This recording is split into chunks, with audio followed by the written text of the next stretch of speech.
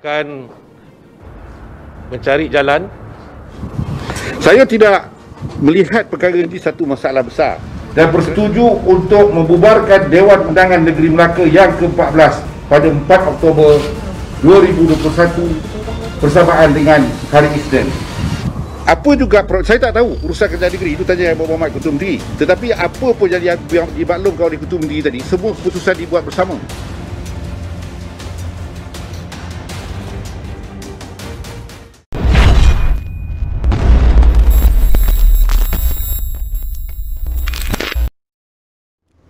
Bersama kita adalah Datuk Seri Abdul Rauf Yusof, Pengerusi Penghubungan Negeri UMNO Negeri Melaka. Datuk Seri, kita ada beberapa soalan untuk Datuk Seri jawab. Apa punca sebenar konflik yang berlaku di Melaka? Minta Datuk Seri komen sikit. Punca sebenar ialah bermula daripada salah seorang daripada adun UMNO yang juga bekas Ketua Menteri ingin meletakkan diri beliau sebagai seorang Ketua Menteri selepas berlakunya rampasan kuasa yang telah dirancang begitu lama. Jadi isu untuk meruntuhkan kerajaan negeri ini telah dirancang dengan begitu rapi sehinggalah kita mendapat sumber maklumat daripada mereka yang terlibat dalam perancangan ini. Mesyuarat untuk menjatuhkan kerajaan negeri ini sudah berjalan berbulan-bulan, hanya menunggu masa saja. Jadi kalau ditanya kepada saya, apakah puncanya? Puncanya ialah seorang yang tamak kuasa, yang tidak boleh melihat orang lain lebih daripada dia dan mengatakan bahawa permasalahan dari Melaka ini adalah bermula dari permasalahan di antara saya dan Ketua Menteri. Sebenarnya tidak begitu. Sebenarnya beliau telah mengatur langkah bersama dengan pihak DAP dan PH untuk meruntuhkan kerajaan ini. Baik. Datuk Seri Idris Harun mendakwa Ketua Menteri dikawal oleh Datuk Seri Rauf Yusof. Sebenarnya saya ingin menjelaskan bahawa persefahaman saya dengan Yang Berhormat Ketua Menteri sewaktu mengurus tadbir negeri mempunyai batas dan garis sempadan yang telah kita persetujui bersama. Sungguh pun saya dilihat seolah-olah mempunyai kuasa politik, tapi saya tidak menguasai kerajaan negeri. Kerajaan negeri dikawal selia dengan baik oleh Yang Berhormat Ketua Menteri dan saya menguruskan hal ehwal politik dan kekuatan parti di seluruh negeri bagi memastikan jentera pilihan raya kita bersedia untuk menghadapi pilihan raya umum yang akan datang. Begitu juga kaedahnya, Yang Berhormat Ketua Menteri akan menunjukkan seorang pemimpin yang datang pada UMNO bersifat yang lebih baik dan mulia dalam menguruskan rakyat Melaka menghadapi COVID pandemik 19 ini, dan telah diurus dengan baik dan beliau telah berjaya mengeluarkan isu COVID ini daripada PKP kepada fasa 3 yang rakyat baru saja dapat menikmati kehidupan normal seperti biasa, tetapi kita digegarkan dengan isu tekanan politik yang dibawa oleh seorang yang tidak berhati perut ingin merubah kedudukan negeri untuk memenuhi nafsu dia sendiri. Mengapa Datuk Seri digelarkan sebagai King di Melaka? Kolega dalam media sosial mengatakan Datuk Seri adalah King. Benar tak? Saya pun tak tahu kenapa beliau menggelarkan saya King, tetapi gelaran ini terjadi apabila saya berjaya mengambil alih kedudukan kerajaan negeri yang berpindah dan beralih kuasa sewaktu PH memerintah negeri selama 12 bulan. Saya berjaya menunjukkan bahawa wibawa UMNO adalah satu wibawa tokoh-tokoh yang terbaik untuk mengurus tadbir negeri dengan baik sewaktu berlakunya krisis di antara parti Pakatan Harapan dan pimpinannya dan merubah kedudukan kerajaan persekutuan di Putrajaya, seterusnya merubah kedudukan di dalam negeri Melaka. Jadi disebabkan pencapaian itu, rakyat Melaka yang selama ini tertekan dengan kehidupan yang begitu tertekan oleh kerajaan PH di dalam negeri Melaka selama 22 bulan, melihat saya berjaya mengambil alih kuasa dalam keadaan rakyat sedang tertekan, maka gelaran itu diberikan kepada saya seolah-olah saya berjaya mengambil hati rakyat yang sedang menderita waktu ketika itu. Tapi sebenarnya Melaka sekarang ada banyak king. Hari itu dia kata ada 2 king. Lepas tu adun Partai Kudum kata ada 3 king, tapi saya kata ada 4 king. Seorang lagi ialah Kingmaker. Baik Datuk Seri, betulkah Datuk Seri di belakang sebuah keputusan yang dibuat oleh Ketua Menteri dan mengenepikan keputusan Exco Melaka yang dipersetujui? Oh, saya tertariklah dengan soalan ini kerana orang yang memberikan tuduhan ini pernah meneruji kerajaan negeri. Beliau juga merupakan seorang Ketua Menteri yang hebat, yang cukup kuat, yang tidak melakukan perkara bungkar. Tapi hari ini mengatakan kepada saya menguasai. Saya tidak dapat lihat bagaimana mesyuarat Exco ini berjalan, kaedah dan bagaimana pengurusannya, tetapi yang saya faham, mesyuarat Exco hanya diputuskan keputusannya oleh Exco itu sendiri dan diwakili oleh Setiausaha Kerajaan Negeri, diwakili oleh penasihat undang-undang negeri dan juga pegawai kewangan negeri. Bagaimana pula saya boleh menghalang keputusan mesyuarat Exco sedangkan mesyuarat Exco itu berjalan tanpa saya? Dan bagaimana pula saya boleh menahan keputusan mesyuarat Exco sedangkan kertas mesyuarat Exco pun saya tidak pernah tengok? Jadi saya agak pelik dan ajaib lah. Kalau dah buat silap, jangan salahkan orang lain. Kalau sendiri dah tersalah langkah, jangan kata ada batu penghalang untuk dia jatuh. Sendiri mau ingatlah. Datuk Seri mengakui bertemu dengan pemimpin DAP bagi berbincang untuk mengelakkan pilihan raya Melaka. Tapi mengapa kenyataan Datuk Seri dimanipulasi seolah UMNO mahukan pilihan raya negeri? Saya nak beritahulah pada semua rakyat kat luar. Saya memang merakui berjumpa dengan pengerusi DAP negeri, bukan saya seorang.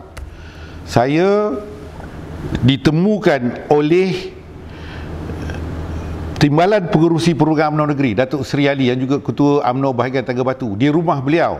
Kerana saya meminta untuk saya melihat apakah perancangan DAP dengan gabungannya bersama dengan 4 orang yang berusaha untuk menjatuh kerajaan negeri. Saya ingin melihat apakah taktik yang mereka sedang buat. Tak pernah saya merayu ataupun meminta nyawa pada DAP kerana saya adalah pejuang Melayu dan UMNO dan saya tidak akan menggadaikan prinsip perjuangan ini untuk tunduk kepada DAP. Saya memberitahu DAP pada malam tersebut bahawa sekiranya dia nak menerima piagam MOU CSA di peringkat federal, maka terimalah apa yang telah ditawarkan oleh Yang Amat Berhormat Ketua Menteri dalam sidang Dewan, melantik ataupun menjemput DAP dalam kerajaan negeri sebagai rakan strategik. Tetapi permintaan saya itu ditolak mentah-mentah. Apabila ditolak mentah-mentah, saya sudah membaca the body language bahawa besok akan berlaku rampasan kuasa yang dibuat secara terancang. Sudah pasti saya yang bertanggungjawab mengurus tadbir hal ehwal politik, tak mengizinkan rakyat Melaka diperintah oleh parti PH sekali lagi. Jadi tak benarlah dakwaan bahawa Datuk Seri minta nyawa daripada DAP. Kenapa saya perlu minta nyawa dengan DAP? Kalau saya dah minta nyawa DAP, baik saya bergabung dengan DAP. Kenapa orang yang bergabung dengan DAP untuk memusnahkan kerajaan negeri ini tidak dipersalahkan?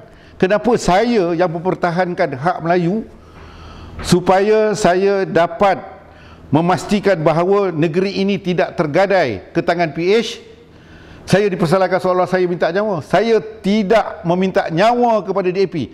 Saya lebih sayang nyawa rakyat Melaka tergadai sekiranya pilihan raya umum dijalankan. Saya mengatakan bahawa prinsip saya, perjuangan UMNO saya, perjuangan Melayu saya tidak pernah goyah untuk menggadaikan negeri ini kepada DAP. Betulkah kalau diadakan pilihan raya negeri sekarang, rating untuk BN menang sangat rendah sebab terlalu banyak isu terutama berkaitan Datuk Seri sendiri sebagai pengurusi hubungan negeri? Saya sudah semestinya menjadi orang yang utama menerajui parti politik ini akan menjadi sasaran. Terutamanya kita semua tahu DAP mempunyai rate bidami yang begitu kuat.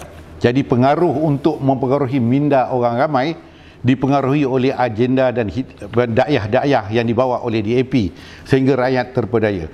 Tapi saya yakin apa yang saya lakukan untuk rakyat Melaka dalam masa 22 bulan tatkala saya mengambil alih kerajaan negeri, saya memikirkan bahawa pulangan politik ini mesti diberikan semula kepada UMNO dan Barisan Nasional, kerana UMNO dan Barisan Nasional telah berjaya menebus maruah bangsa dengan mengambil alih kuasa pada 9 dari bulan 3 tahun 2020, kembali semula tampuk pemerintahan kepada kerajaan Melayu yang sedang berjalan dengan begitu baik, tetapi dirobek oleh mereka-mereka yang tidak bertanggungjawab, ingin membawa semula pentadbiran kerajaan negeri kepada DAP dan juga Pakatan Harapan.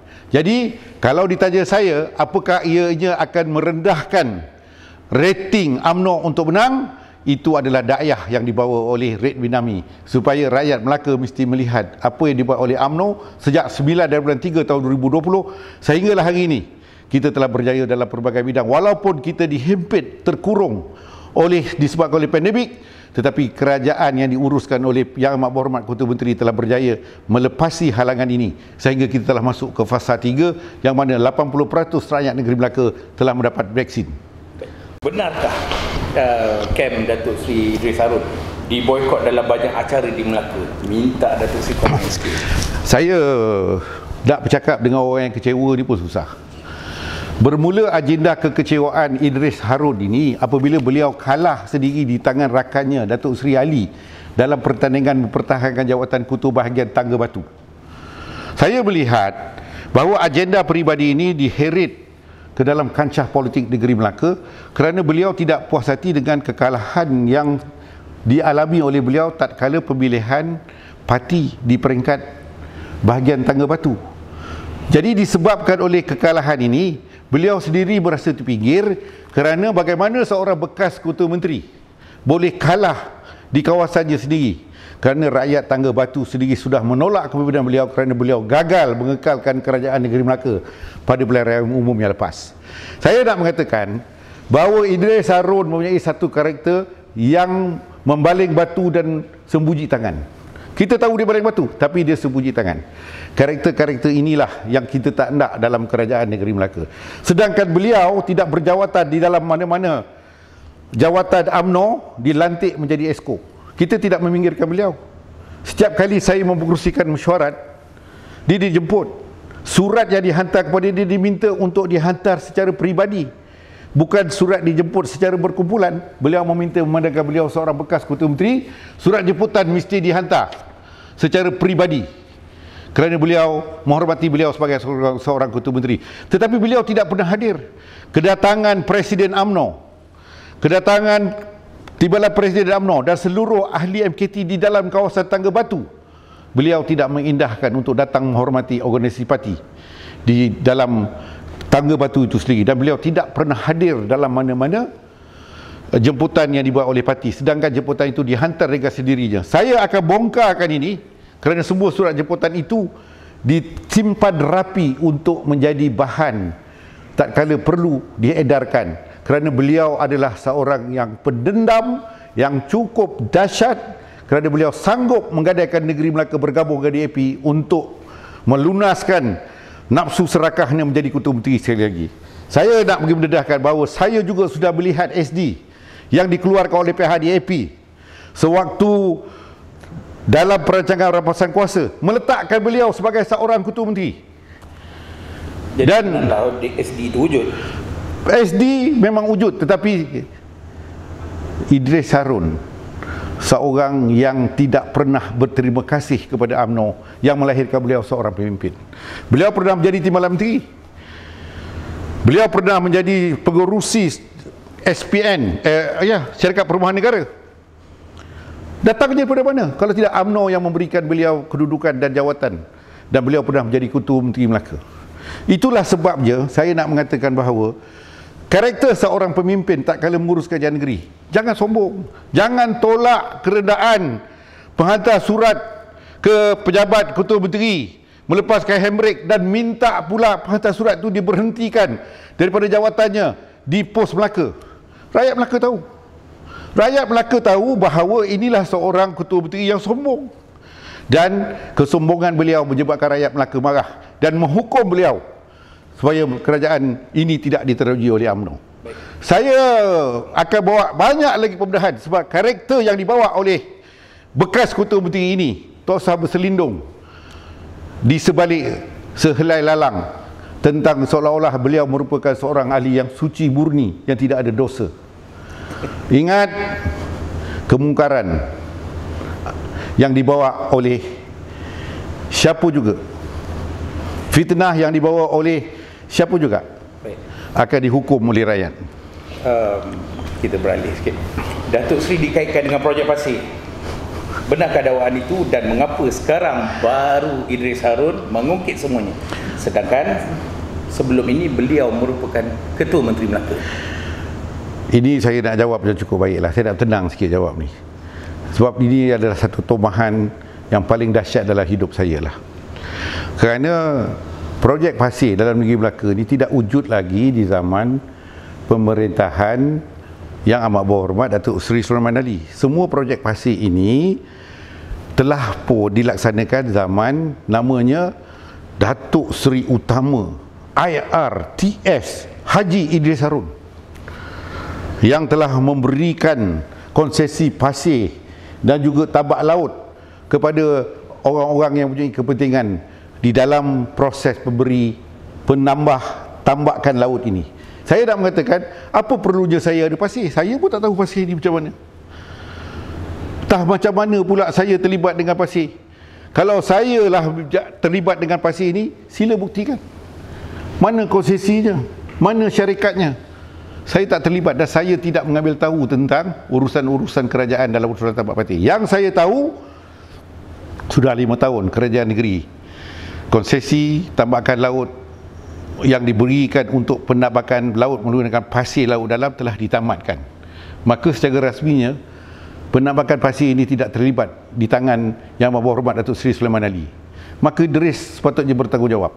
Baru ni diviralkan surat kepada orang ramai tentang pemberian 993 ekar tanah. 993 saya tak tahulah. Yang mana beliau sendiri menandatangani surat tersebut menukar tanah tambakan laut daripada tanah hak milik 99 tahun kepada hak milik kekal. Saya nak beritahu, tambak pun tak ada, laut yang sedang bergelora ada geran. Sila jawab. Jadi ini sekaligus menangkis dakwaan projek pasir dalam musim Covid. Sedangkan kita tahu musim Covid semua kena PKP. Jadi ada komen tak daripada saya pun pelik, mana pula dalam PKP. Datuk Sulaiman Ali ambil alih kerajaan 9 hari bulan 3 tahun 2020. PKP 20 hari bulan 3. Mana ada aktiviti pasir? Pasir berdengung ada. Nampaknya isu kekayaan peribadi Datuk Seri seperti rumah besar sekarang sedang rancak dimainkan oleh pembangkang di media sosial. Kenapa agaknya mereka menyerang Datuk Seri sebegini awal? Oh, tak apa. Saya dah, umur saya sekarang 60 tahun. Saya menjadi ahli korporat sejak umur saya 30 tahun. Saya pernah menjadi pengarah eksekutif beberapa syarikat yang tersenarai di bursa saham sewaktu usia saya 32 tahun. Saya mempunyai kemampuan yang cukup untuk menikmati kehidupan apa yang ada sekarang. Saya tidak pernah memegang apa-apa jawatan kerajaan. Saya tidak pernah menerima apa-apa juga kontrak daripada kerajaan. Saya berusaha atas sifat kebolehan yang ada pada saya. Jadi kalau soal nak mempersoalkan soal kekayaan saya, dipersilakan segala hormatnya untuk melihat saya di dalam Google, cek Pakcik Raub ni apa dia. Jadi saya nak bercakaplah, saya tak nak tiba lah tu sebab itu merupakan terlalu peribadi kepada saya. Ya. Datuk Seri digambarkan sebagai beban kepada UMNO BN sekiranya berlaku pilihan raya negeri. Ada juga cadangan agar Datuk Seri tidak bertanding di mana-mana kursi dun untuk meneutralkan suhu politik Melaka dan persepsi yang kurang enak kepada UMNO Melaka. Adakah Datuk Seri bersetuju dengan kenyataan tersebut? Saya boleh bersetuju dan saya juga tidak bersetuju. Kerana dulu dalam sejarah politik negeri Melaka, pada pilihan raya lepas, Majlis Tanah ini mempunyai 6 kedudukan kursi yang boleh dipertandingkan. 5 DUN dan 1 parlimen. Saya juga tak diberi izin bertanding kerana waktu ketika itu yang mengurus takbir hal ehwal politik namanya Datuk Seri Utama IRTS Idris Harun selaku pengurusi perhubungan negeri. Jadi saya diketepikan daripada peluang untuk bertanding pada pilihan raya yang lepas. Waktu ketika ini teraju ini dipimpin oleh saya. Saya tidak nampak rasionalnya kenapa saya diberikan beban sedangkan saya telah berusaha memulihkan orang Melayu melalui peralihan kuasa yang saya lakukan pada bulan 3 tahun 2020, mengembalikan mandat ini kepada UMNO dan maruah orang Melayu sudah terbela. Tapi kenapa kita nak tersangkut dan terpedaya dengan dakwah yang dimainkan oleh pihak pembangkang? Jadi orang Melayu seharusnya sedar bahawa setiap perjuangan itu ada pengorbanan. Saya telah berkorban demi untuk rakyat Melaka, mengembalikan semula maruah rakyat. Tatkala rakyat dihimpit selama 22 bulan di bawah pimpinan PH yang ketua negeri waktu itu Tuan Adli. Tetapi apabila berlaku peralihan kuasa dengan izin Allah Taala, saya menerajui untuk mengambil alih kuasa kerajaan negeri. Allah Taala izinkan saya dapat mengambil alih kuasa. Jadi sudah pastilah orang yang memegang terajuk utama dalam kerajaan negeri ini menjadi sasaran untuk direndahkan darjat dan martabatnya demi untuk kepentingan nafsu serakah mereka yang berkepentingan melihat saya sebagai ancaman politik. Jadi saya melihat apa juga halangan dan rintangan, saya akan mempertahankan bumi Melaka ini supaya kembali semula UMNO berkuasa demi sebuah perjuangan Melayu yang slogannya yang telah kita bertai, no UNWA, no DAP.